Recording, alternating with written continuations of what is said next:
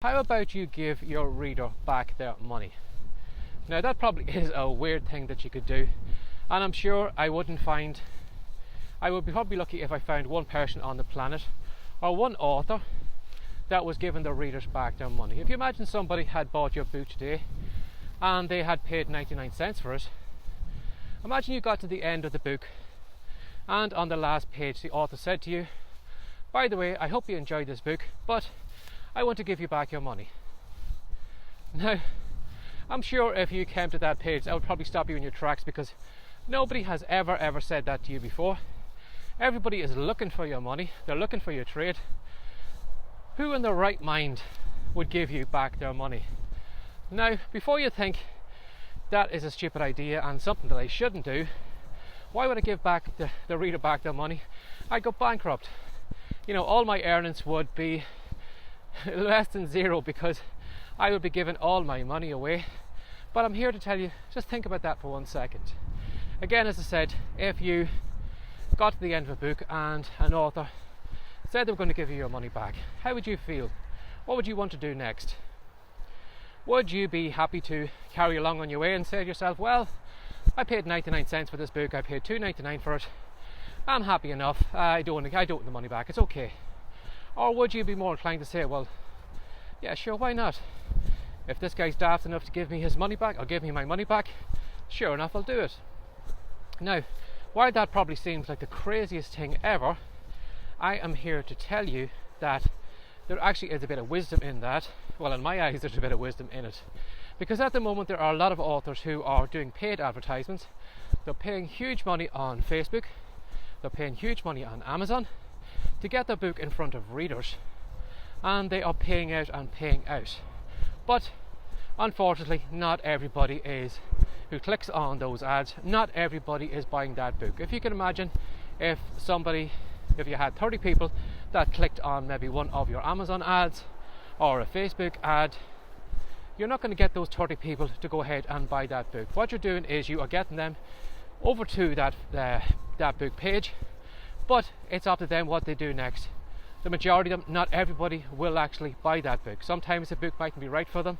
Sometimes something might come up and they might just turn away from a second and forget about what they were doing, and that money is wasted. So that advertisement money doesn't always pay off, because even though it might get you in front of those readers, it doesn't actually get them to buy your book. But I want you to think about this for a second. If you have somebody who has read your book from start to finish, I'm sure you can see that person is more of the type of reader you want. They are more a committed person. They're not somebody who is just, going on to a book page and bouncing off because they're not interested. If you imagine somebody read your book from start to finish, I'm sure that person has enjoyed your book and would probably like to know more about your books.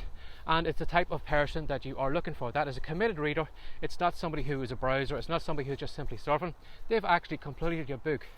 Now, if you can imagine buying a Facebook ad today because you were trying to get your book in front of a reader, and you're paying maybe $1, $1.50 or something like that, or whatever it is, the ongoing rate. I don't know what the rates are like now on Facebook. But if you can imagine, you are paying that money to Facebook, but you're not guaranteed a sale. Whereas, if somebody gets to the end of your book, that is probably a person that will be more interested in more of your books. They have taken the time to read that book.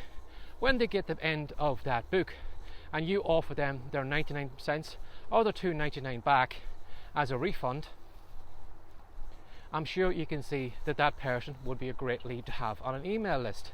The other person probably wasn't interested, wasn't committed, but this person has completed your book. So that is the type of people you would want on your email list. So what you can do is, if you want to give the cash back, sure, you can give the cash back. If you are somebody maybe who is willing to pay for advertisements, you probably have a little bit of a budget set aside. So what you can do is you can simply say to them, well, come over to my website, give me your details, and I will refund you the money.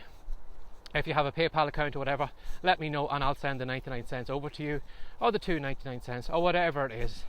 Again, there might be a lot of work involved in that, and you will find maybe somebody will come over to a website and say, well, do I really want to go through all this hassle to get 99 cents back? But what if you, rather than giving cash away, because maybe you don't have the cash to give away, what if you instead had your own little bookstore And what if you said, congratulations, thank you very much, come over to my website, you were looking for your 99 cents back or your $2.99.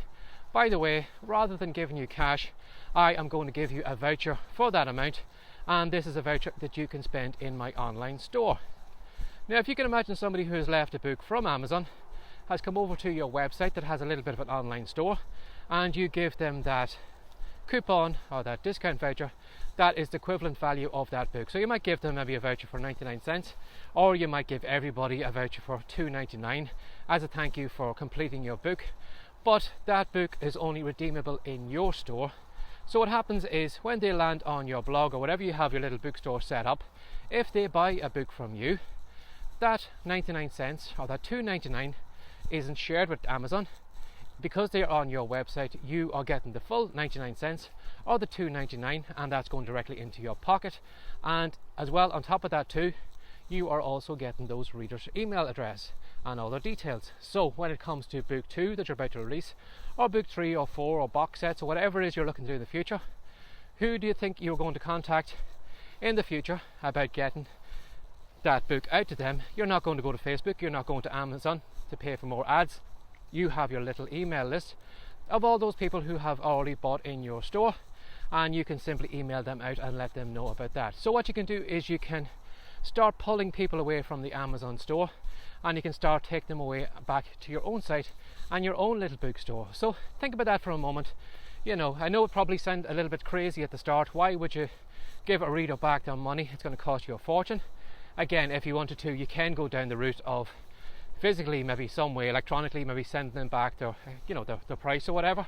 But what if they got to the end of the book and you gave them, you know, a coupon, it sounded French there for a second, a coupon maybe for $2.99 or $4.99, but that coupon or that discount code is only redeemable in your store. So it's not going to cost them any money to get another book, but as I said, it's going to be on your site. It's going to be going on your email list, and then you'll have that reader's details in the future. And because that person is actually someone who has read from your book from start to finish, they are more the type of reader that you're looking for. They are probably a reader that really likes your work and will want to know more about your books, where to get them and all those different things. And you have the details. And as I said, when it comes to selling any products to them in the future, books or anything like that, all that money is yours. You don't have to share it with any other platform. So think about that today if you are selling something. How about giving your reader back their money at the end of the book? So if you like this video and you'd like to know more of where I'm putting all this content, you're very welcome to do a search for WriteCome. That's WriteCome.com. And if you'd like to know where the site is, again, go to www.writecome.com. And at the moment we have a great free report that is going to give you 10 ways you can make money from your keyboard. And it's called Words from Wealth, or Words to Wealth. And in it I'm going to show you 10 different ways anyone can make money from their keyboard. And it doesn't even need to be fiction writing or non-fiction writing. I'm going to give you a ton of options you can do to make money from your keyboard from home. So if that sounds intriguing, or you'd like to take that report for a test drive, head over to the site now and download it. And as always, thanks for sharing your time with me again today. Take care, have a great day. Bye bye.